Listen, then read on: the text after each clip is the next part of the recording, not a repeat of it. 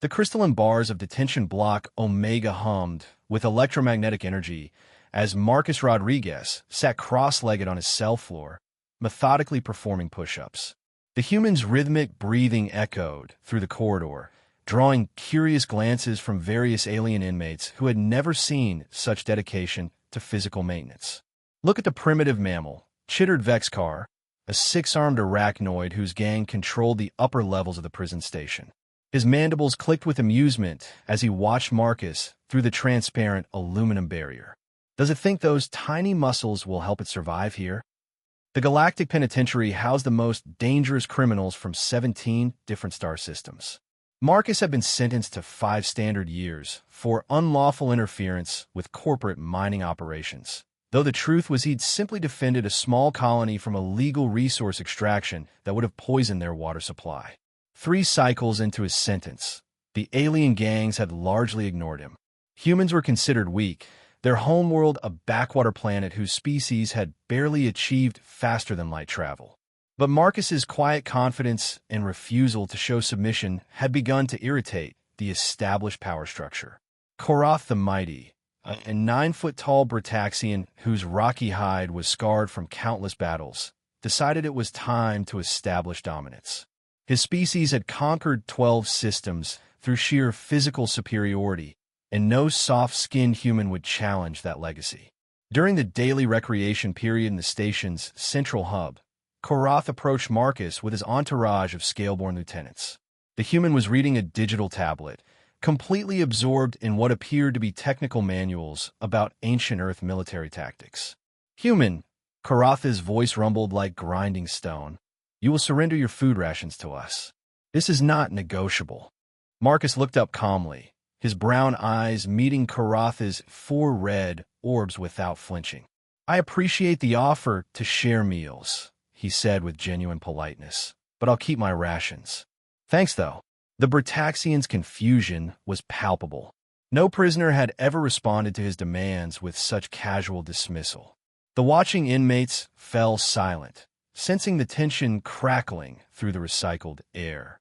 "You misunderstand, meat creature," hissed Sthara, a serpentine Nagan whose species was renowned for their lightning-fast reflexes. "This is not a request. Submit, or we will teach you why mammals are considered prey throughout the galaxy." Marcus closed his tablet and stood slowly, his movements fluid and controlled. At 5'10", he was dwarfed by most of the alien criminals surrounding him, but something in his bearing made several of them instinctively step back.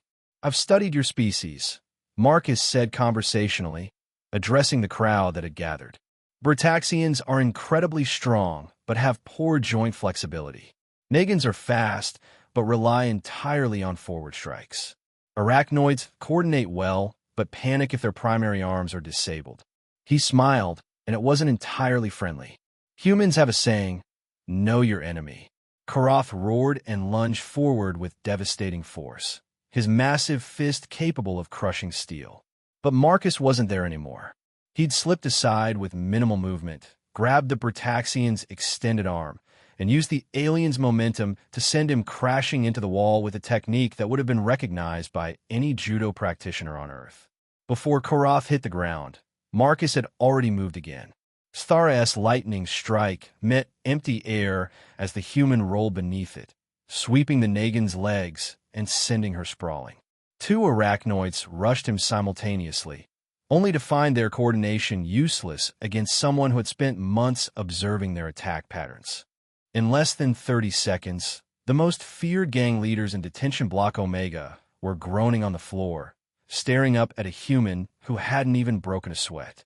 "The thing about humans," Marcus explained to the stunned crowd, helping Korath to his feet with surprising gentleness, "is that we're persistent hunters.